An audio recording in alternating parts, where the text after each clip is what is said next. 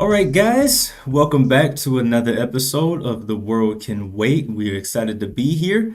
Hold on, give me just a second. Like we got a little issue with the video. Let me fix that and we will get right to it.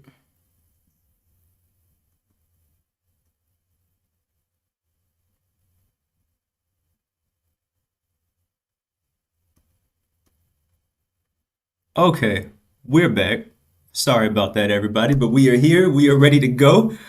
Today, I am joined by a guest, Ashley. She is a teacher as well. And today, we really wanted to talk about. I feel like we've kind of covered everything this week as far as education goes, from the standpoint of what may or may not need to change with schools, what students need, what students don't need. We even had a conversation on special education, but something I feel like we really didn't touch a whole lot is the mental health aspect of what it's like not only being a student, but also being a teacher. And so we really want to talk about today what kind of things our teachers need to be successful, what kind of support our teachers need, what can we do to make things better, but also with students, what can we do to address their mental health concerns inside and outside of school? So, again, thank you so much, Ashley, for being here with us today. And if you don't mind, I just want everyone to kind of get to know you a little bit. So, do you mind sharing kind of your background with teaching? Absolutely. So I got my bachelor's degree. Well, originally I started in community college in Elgin, Illinois. I got my bachelor's degree out in Chicago, and it's in elementary education.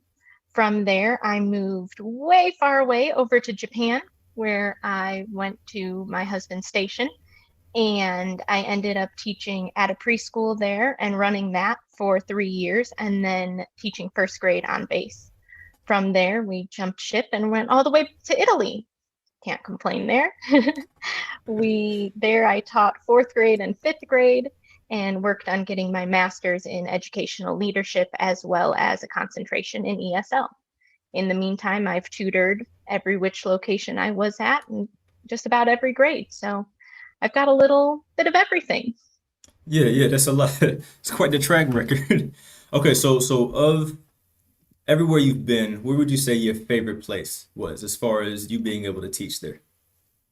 Being able to teach there, Japan.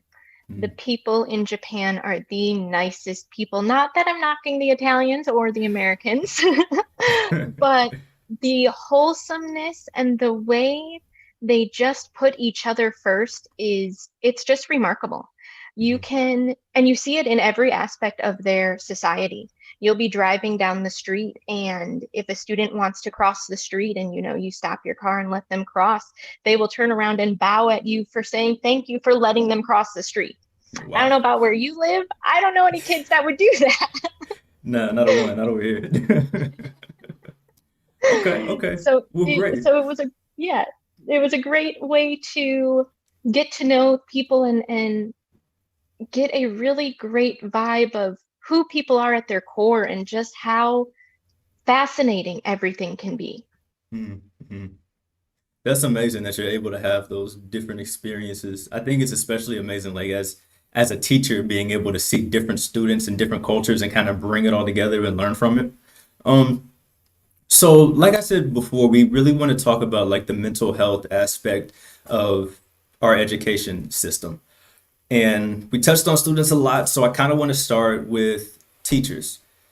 So from your standpoint, what are some of the things that you feel like teachers need in order to help them be more successful from a mental health standpoint in their classrooms?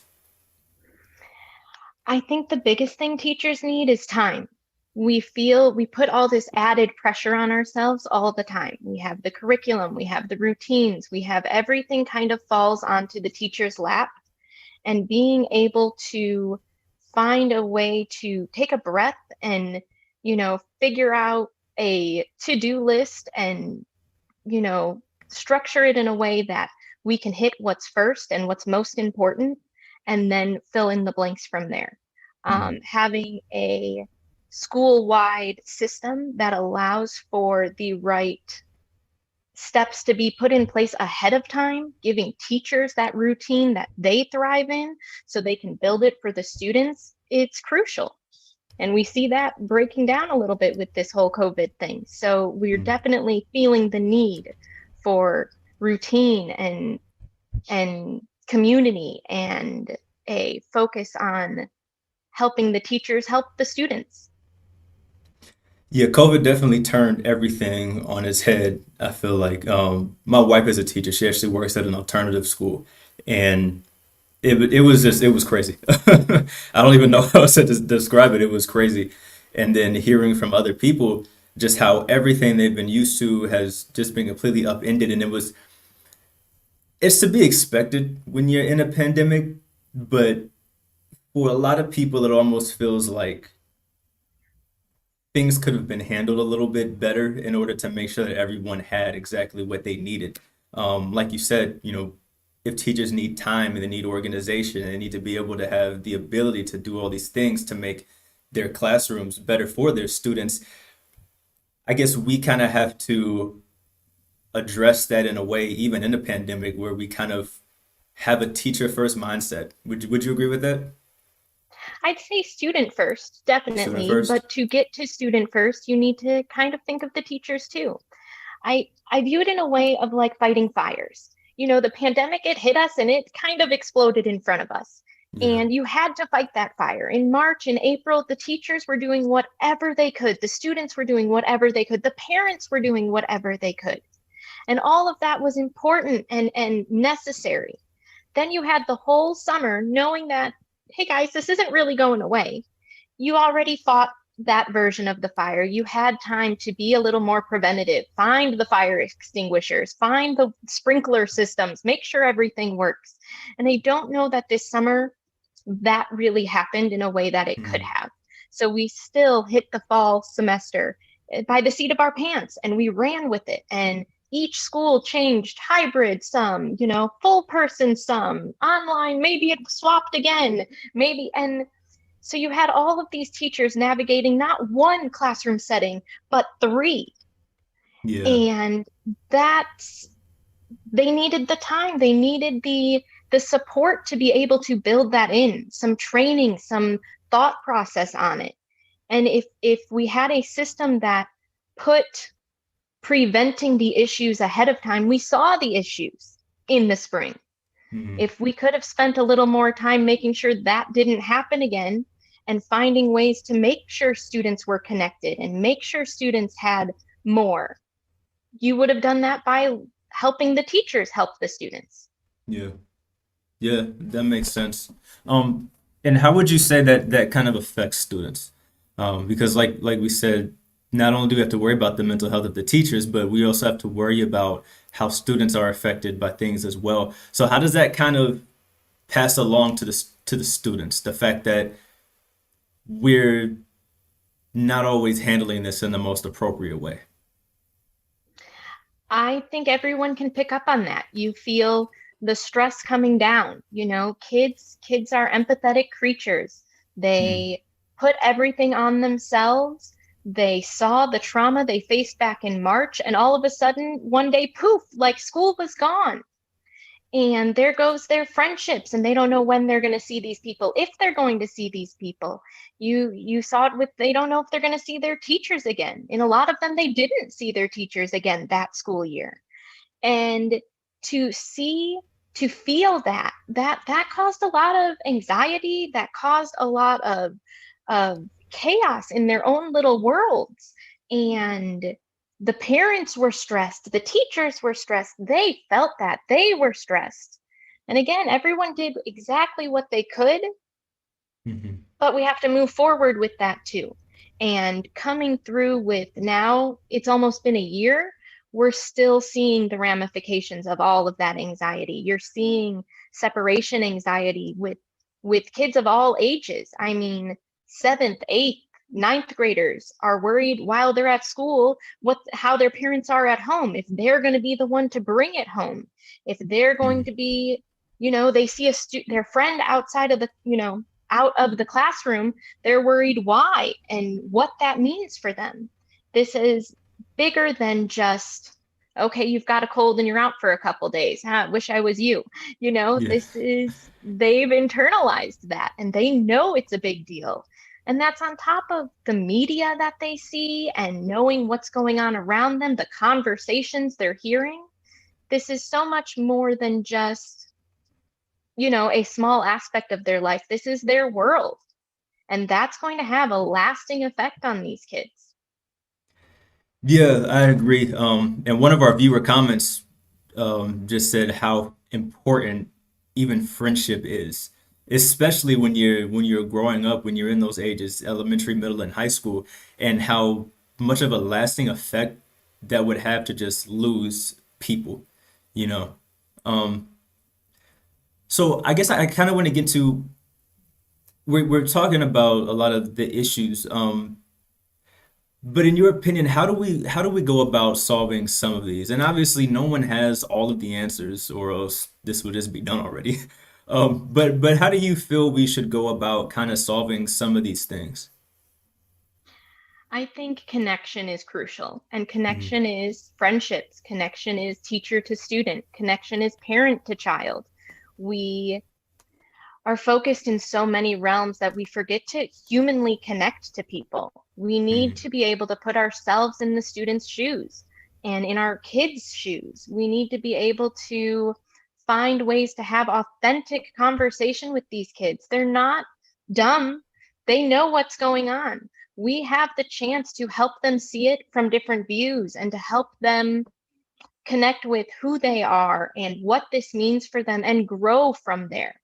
So Mhm. just being able to take the time and create authentic conversations and connections and letting kids be kids. We don't need to put all this stress on them. Let them have fun. We have these classrooms in whatever realm they're in. We can create fun still. Yeah, okay, we don't have the toys and the manipulatives, as teachers call them, but there's Mhm. still ways to bring it to be more than just the standards and more than just the to-do lists of, you know, the teacher world. We have to help them not only engage, but enjoy and find ways to help them feel more connected to everyone. That's good. That's good. And I served as a day treatment clinician for a little while. So I doing that, for those of you who don't know, it's basically like a mental health counselor, but a lot of it is in schools. And so I was in elementary school. And doing that, you make a lot of home visits to check up on kids, and you really get to see a lot of the environments that your kids live in. And it really puts into perspective, okay, I understand kind of why you might act this way in school, why you might be acting out here because your home environment is not great. And I feel like one of the biggest things with COVID, and really even before COVID, is how we don't always necessarily reach students where they need to be reached at. But especially with COVID, a lot of these kids have like rough home lives. Their needs aren't necessarily always getting met at home. And for a lot of them, school is where they get their food. School is where they can feel safe and be at peace. And now all of a sudden, that's gone, you know. And even though schools are scrambling to get back up education in certain ways, whether it's remote, whether it's hybrid, a lot of those kids have still lost their safe space that they could rely on to be okay. And what do we do about kids in those situations? How do we still kind of try to reach out and help them? A lot of schools are doing wonderful things to try to do that. There's schools in Denver's where the students themselves are advocating for mental health counselors to be in the classrooms to help them. So counselors in schools tend to be there for the special education purposes, which are Mhm. absolutely needed. They need them for diagnosis. They need them to open up those doors for those students. This has change the dynamic of the school so those counselors don't just have the 10, 20, however many students in their workload, but every student on their workload. And the Mm, students have noticed this and they are advocating for more positions to help their student body. Schools in Alabama are working on trying to get more counselors into their schools in the district. There's schools in Wisconsin that are trying to help create better social emotional conversations and dialogue for the students and work on more classroom building and connection and reflection during these mhm. times. So there are definitely schools that have found the need and now are trying new things. And we should be watching this and learning from them and seeing what else we can bring to everywhere else. Coming from the military background, our schools are very heavy in the counselors. We have, certain number of counselors per student body. And in my last school, we had 2.5 counselors for the student body of like 300 kids, maybe. Um, Mhm. and then we also had MFLAC counselors, which are military and family life counselors. And they help students whose parents are deployed or parents are coming back and working on all this very niche topic, but they are there for that purpose. Well, that's kind of what we might need in this future of not just student to teacher connection and student to student connection, but another person that is on their team, another person they can rely on. I'm glad you brought that up because I did not know that at all. I mean, like we know about like guidance counselors and things like that in school, but to actually have like counsel, like mental health professionals in schools, I didn't know that schools were doing that.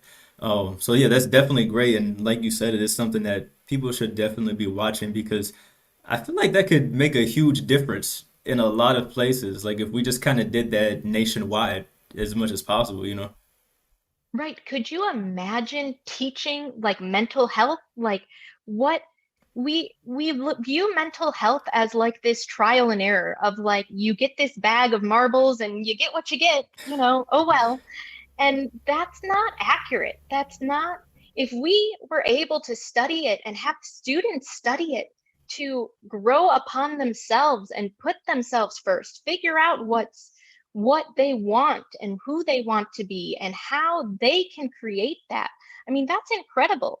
There are schools out there that try to do things like it reminds me of like The Secret, where it's very PMA, positive mental attitude. And if you think Uh, it, it'll happen. And okay, that's a little wishy washy for me personally, but the thought is there. If you can focus on building up to something, hmm, that will create it. So, yeah, okay, you might not be the next baseball, Hall of Famer, but that doesn't mean you can't aspire for something.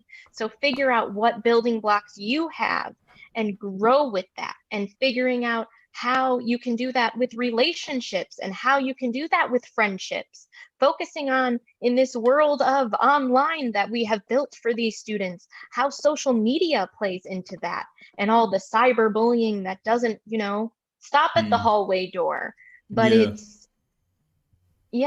there's so much that this has turned around for students these last few years. And 90% of kids have smartphones, and well, 90% of people have smartphones, and having the ability to make the kids think critically and analyze and which friend is a good friend for them, who is a right fit for them, where they fit in, who they are as a person. Are you extrovert or introvert? Why is that how you want to be? You get to make these choices instead of, okay, well, that's who we are. And after you're 14, 1 in 5 kids by 14 years old have mental health issues. By 14, 17, 19, we go, okay, well, that's who you've always been. So Hmm. deal with it. Here, go find a shrink. That's not exactly accurate.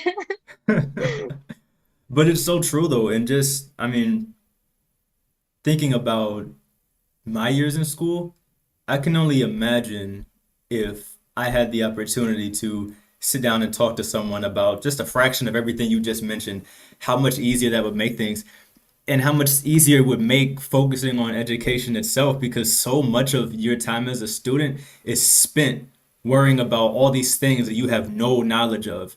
So yeah, imagine if someone would be able to just sit down and talk to you about all of these things. I Right, think it would which make a huge difference, you know? absolutely. And that goes back to connection, but having the right connections, having the right growth process. In other episodes of yours, they've mentioned Maslow and his hierarchy of needs. It's like this pyramid thing where the base is, food, water, shelter, the things you absolutely need to survive. And as you go up this pyramid, it's things that you still need, but in accordance to different levels. So there's the physical one, then you have the stress and safety and different aspects of ways that you need to feel, safe and secure. Then you've got different emotional sides of it too. That so there's all of these pieces. The emotional is the friendships, the connections, all of that. You have to hit all of those building blocks before you can really start to like learn. And that's crazy. We ignore all of those. And we're Yeah. just like, okay, kids, here's a math problem. Go figure it out. Yeah, yeah. That's so much of it though. It's just this It is. huge heavy focus on let's just get them in, get them educated, get them out. And I don't mean to say that in a way where teachers are just cold and callous, but I feel like that's just kind of how the system is set up a lot of times. And you have teachers that absolutely go above and beyond and I don't want to say make friendships with their students, but make relationships to where their students know that I can go and talk to this teacher if I have anything going on. This teacher is going to be there for me. You know what I mean? So, Absolutely. do you feel like teachers kind of have a responsibility to do that? And I know that teachers already have so much on their plate, but with the lack of this like nationwide kind of counselor thing, do teachers have any sort of responsibility to kind of try and do relationship building as well as everything else they already have to do? Absolutely. Normally, in a non-COVID year, I mean, that's the first few weeks of school. That's all we focus on. Yeah, okay, there's some rules thrown in there, and don't throw paper at the teacher or something. But for the most part, it is this community building, get to know your neighbor, figure out your likes and their likes, figure out who you can bond with, who you will mesh with, who maybe, you know, you maybe want to avoid working with. I mean, all of these things are really part of the educational experience. Mm. And COVID has kind of turned that around a little bit too. Whereas the first few weeks used to be that, we kind of hit the school year running with, okay, here's your laptop if you get one, here's your logins, let's practice logging in, let's practice this. Now let's navigate the websites. There wasn't the same community building. There wasn't the same chance to understand that the teachers are there for you. And the teachers have been there for everyone. They have gone above and beyond. I also don't want them to sound callous and here's the math problem. Although Yeah. that's what we're supposed to do, there's so much more to it than that. There's this chance to get to know each student and chance to really bond with them and help them improve from where they are to everything they can be. And so many teachers want that and find their little niche ways to create that in their classroom, from creating lessons that are going to be engaging to creative to STEM to any. If they know their kids are into Minecraft or Roblox or whatever the hip thing is at that time, they are going to find ways to help that student connect with it. Whether that means they're learning this video game on YouTube at 2 in the morning, they will find something to connect with their kids. And that is crucial, and that is still happening, even if the teachers have to learn how to teach 3 different classrooms at a time. So they might not have the time as much, but the want, the needs are still there to help these students in those ways. Mhm. So it really sounds like the best way to kind of pour into our students is through our teachers and counselors, especially if that's something that really gets rolling. But in order to pour into someone, you have to be filled yourself. So how do we then go about pouring into our teachers? I mean, like you mentioned at the beginning of the conversation, they have so much that they have to do. And especially now of all times, with everything being flipped on its head, you still have so much you have to do, but now you have to figure out new ways to do it. Like I said, my wife, her job ends when it's supposed to end, but it doesn't necessarily always end. Like it just keeps going. So how do we kind of pour into our teachers to make sure that their mental health is where it needs to be to turn around and do that into the students? Sure, because their mental health is not always where it needs to be. By giving teachers the the support systems they need. They need more than other support staff, although other support staff would probably help immensely. But now we're talking funding, now we're talking, Mhm. money. Money rules the world. Yeah. But so there is, schools need funding, period. Teachers need more funding. Teachers need to stop worrying about their own paychecks and supplying pencils in the classroom. They need to be able to have books for their children that are not coming out of their own pocket. These things that fall onto the teacher's laps don't need to. Whose office building do you walk into and have to bring your own pens? That's not a thing anywhere else. And yet it's a thing in our world.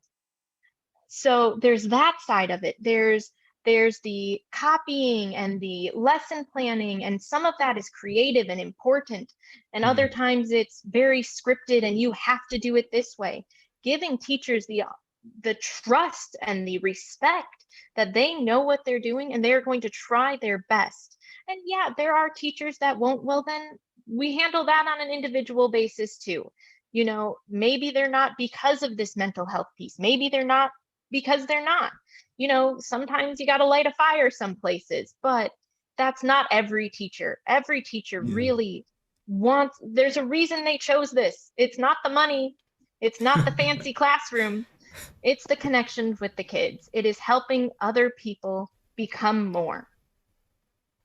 And that's so important because I think it was one of our guests on our first education episode said that this field is the only field where you have to spend more money to make more money. You have to go Hmm. back to school in order to get raises. So with that in mind, it doesn't seem like something that you jump into just to get rich or to have a decent living. Like people who get into teaching actually want to teach. So I feel like it would make sense to kind of, give them that trust. Hey, you chose this career field. This is what you want to do. You want to pour into kids. I'm going to let you determine how to do that. And of course, it has to be checks and balances and things like that. But I imagine that that would put a lot more excitement into it for a teacher to know that, hey, I get to create this thing that I'm going to teach my students. Absolutely, absolutely. And allowing some flexibility and allowing the support and having that team, with the parents, having the chance to open conversations, having everyone, you know, being able to be on the same page and having the chance to really listen to what the teachers are trying to say without the ridicule that can sometimes come with it. We all have those parents in our classrooms. They're there, they exist. Hmm. The less we have of them, the better. We want to be able to trust our teachers. We want to trust that they want what's best for our kids because they do. Yeah, yeah. Gotta believe that. Like I said, I feel like there's no other reason to get into the field if you don't want what's best for your kids. Right. Well, thank you so much, Ashley, for being here and being part of this conversation. I want to do what we call closing thoughts, which is just we give our guests 60 seconds at the end to, if you could say one thing that if the guests only heard this, what would it be? Trust the teachers. They love what they do. They want to be there for each and every student, and they want to make a difference. Join them. Be a part of it. Make it happen. Challenge the system. Ask the questions. Do anything you can to help the kids grow because they are the future. They, as a whole person, matter. And this mental health piece, that is a part of who they are at their core. So we need to build them up. We need to put them first all the time. Wow. Thank you. And this has been super insightful, especially with the counselor thing. Yeah, didn't know that at all, so I'm glad you brought that up. But again, Yeah, thank no you so problem. much. Thank you so much for being here with us today. And thank you for all of our viewers that stopped in to hang out with us for a little bit and watch. I hope you guys learned something today too. This does wrap up our education conversations. We are moving on next week to an entire week of mental health. So stay tuned, stay with us, and we will see you guys then. We'll have a good day.